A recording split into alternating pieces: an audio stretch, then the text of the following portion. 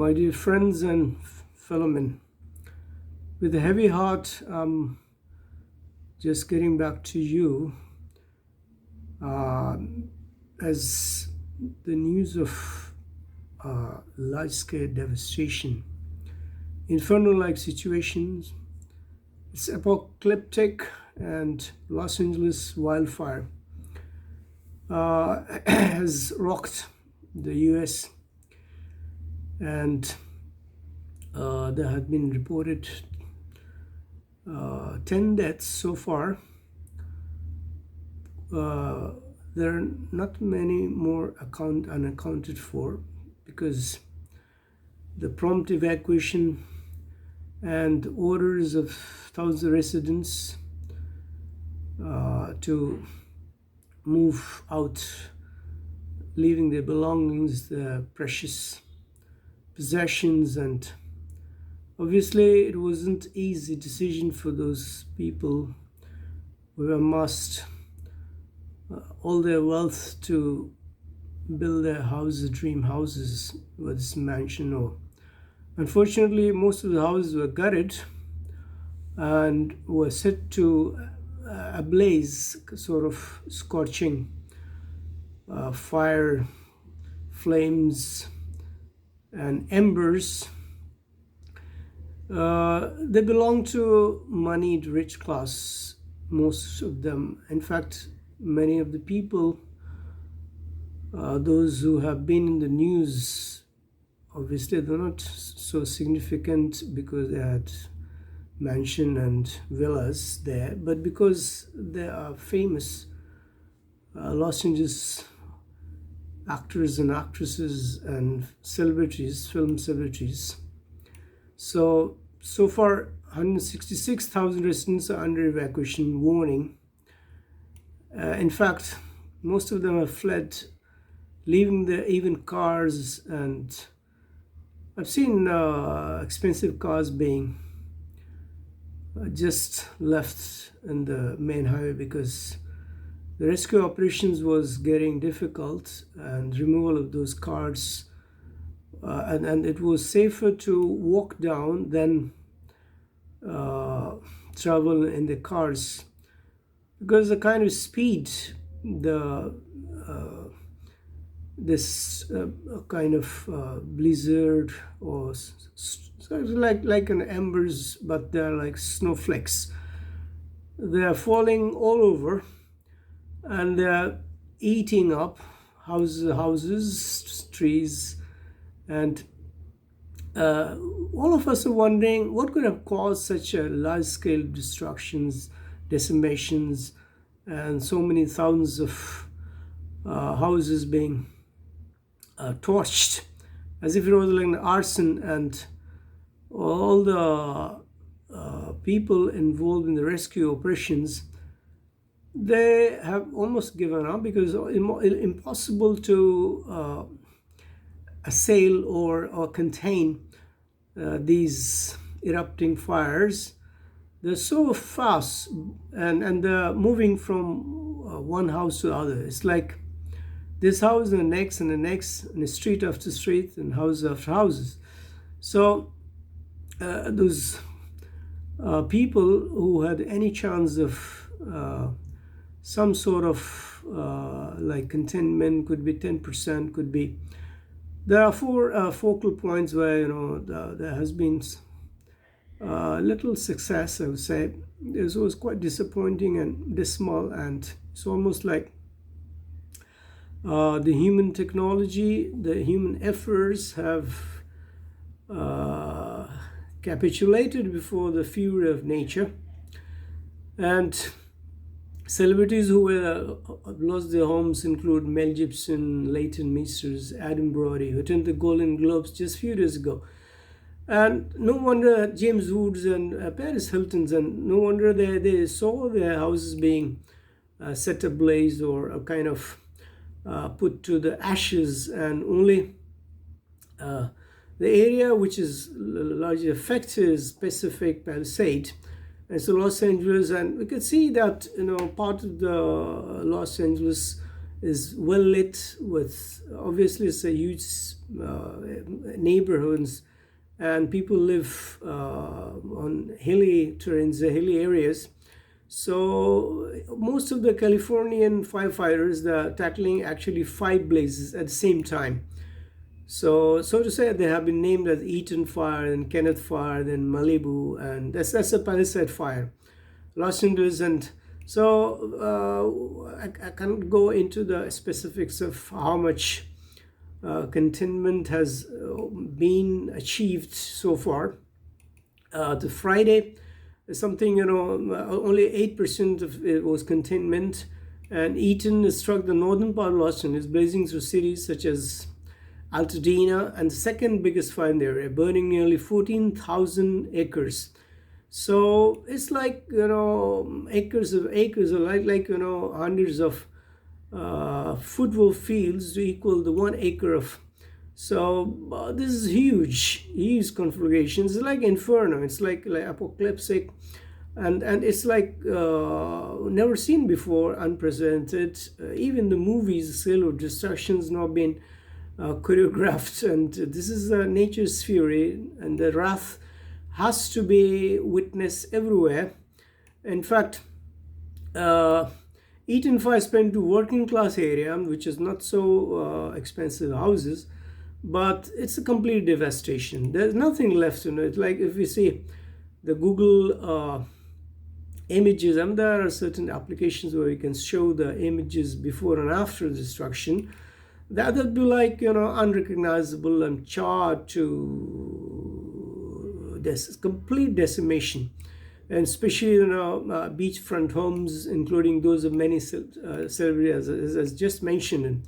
So people are wondering why on earth this US, with the most advanced technology and the most resourced country in the world, not being able to contain this fire, and how could they be a passive onlooker and witness? But that's not the scenario. We are all mistaken to believe that this fire is like ordinary fire. This is a fire which keeps jumping, leapfrogging, and the embers, they fly in the air, and with abated and ignited and inflamed further, and engulfing newer areas, newer trees, and so it's like, one ember just flying high in the air, and it lands in one of the houses, and then it starts its job of destruction. And by the time we notice that the whole house is in the fire, it's already gone. So of course there have been impediments, and the rescue operation has been hindered because of the higher plains, the shortage of water, and because it's very difficult to pump the water up to the mountainsides and then do so fire engines, multi fire engines have been, 7,500 firefighters have been pressed into the services, and aerial and even helicopters and rescue pressed into instant service. And Joe Biden, the president, has already assured of the federal assistance and economic assistance, although it's too late and too little, in the sense that it's not about federal government, or it's about the state's policies. If something is beyond control, and so it's only now what is left is to recover, renovate, restructure. In fact, it's going to start the life afresh and new. And then worst thing that could have been, that could have averted disaster to some extent. But unfortunately, the wind took to heels, and it's gained so much of momentum. It's like 120 kilometers an hour, the speed. So there's no way that, and then when it comes to the low rising electricity poles, those are made of woods, in fact. And I really am, I'm aghast, and I'm really disappointed to know that in the US, the infrastructure is so outdated, and it doesn't meet. All over the world we have the old cables are under the earth, and how come they're still using the wooden power lines? And and also the low areas where on telephone lines and power lines. So threat warnings have been, and it was alarming, and it was mistaken. People were really frustrated and couldn't control their agitations because of the kind of tragedy that befell within 2 days, and nothing is spared. And 10 million people live in that county, and obviously is one of the largest state, and the most sprawlish, high-end, say, a very rich class of people, they live there. And obviously they have too many facilities and all. So most of the materials used for those kind of up-end villas or palaces, that also contributed to this instant fire conflagrations, because of the plastics and all the use. So a speed of 6 to 80 mile per hour, these are not so uncommon in that area, because the dry air that moves from the desert side, and then it gets heated, and then it could be simply one spark of the fire. It could be a cigarette butt, and as simple as that. It could be two trees colliding with each other, and the gust, the wind is that does the job of which has brought about this havoc and wreaked so much of disasters. So forecasters, they have been warning, and they have been, it's like California, it has witnessed previously this kind of natural disaster, and they have been able to contain most of the, with whatever services have been pressed into. But this time it's unfortunate that this has come in the, it's contrary to the belief that in January it is so cold. It usually comes in the summer because it gets dry and heated, and then it's the fire is ignited and then gets in. But this time it's like in this January, and the gust of the wind is too intense that it's not in the California history. 30-40 years, and this so-called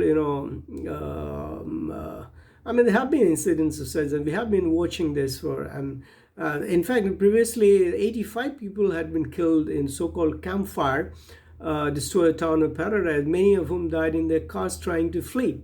So this time the number of casualties is not so high. It's not so, staggeringly compared to the accidents, incidents, and that had happened earlier. So this place is known to such tragedy. But the thing is that what could have worsened and could have hindered the progress of, and could have disabled these firefighters to even reach to the spot or get to hold in the containment. The thing is that there has been some climatic changes that's partly to be blamed, and somehow the infrastructure is not so robust to meet such kind of conflagration or inflammatory, abated with wind speed of such a high speed. So climate change could be altering the background conditions, increasing likelihood of such fires. But that's maybe a far-fetched reality for now that needs to be explored into a research thing. But the thing is, why on earth in the January and this fire is falling like snowflakes? So what left me a bit really mad, that people in general, they are comparing this kind of disaster to the disaster elsewhere, and they're saying, as if this is the wrath of nature, wrath of God Almighty, and this is absolutely whimsical, and it's really crazy to think of such things at the time of this disastrous consequences to mankind and people losing a whole life, dream houses and whole life income. In fact, not everyone is like celebrity and they cannot have. So obviously insurance companies are going to pay them for the restructuring of the buildings or restoring of the damaged portions, but that's not the solace. This is not the thing is that people are homeless. They are being offered to move to open places and camp-like situations where they'll have to renew their life. And what happens with the chosen kind of man-made destructions, like if I think of Gaza and Palestinians are suffering, and there is a casualty, the human casualties. Here it's the houses being burnt, and houses can always be rebuilt. And maybe not the palatials or so sprawlish or the one which is so ostentatiously built with loads of amenities and millions of dollars being spent. They could live in smaller houses as long as they're alive. So they should be thankful that not many casualties have been reported, and people are they have to come to terms with this present crisis, because this kind of crisis has been witnessed or experienced in world over. Like Japan was bombed, atom bomb was dropped in Japan, and Japan resurfaced and rebound, and then was turned into one of the, I could say the second or third most advanced economy of the world. So with human efforts, things can be always restored to its. But the thing is, we don't have to feel biased, or we don't have to draw a parallel between what's happening in elsewhere, or whether it's. But I must mention that the president, who is yet to take an oath, he was so revengeful, and he's so arrogant that he's going to wreak havoc in the Middle East, and is going to. So there's no need of showing this kind of arrogance. And tragedy is tragedy, whether it befalls in the Middle East or it befalls in the U.S. So if one twin tower was, and that the U.S. could go to the extent of creating so much of mess and destructions in other countries in the name of restoring democracy, just think of this kind of tragedy. That so probably all kinds of human predicament needs to be filled with empathy, and we must, hearts go out to those who are bereaved ones, and even the property damages, so because it's going to cost billions of dollars to restore the normalcy, to restore the present states of those places. And it's a tough task. Biden administration has pledged, and the federal all federal help, but it's too late. Nothing can be done except that we can simply draw a plan, strategy, how to rebuild those neighborhoods and restore the peace and quiet, and people should be consoled, and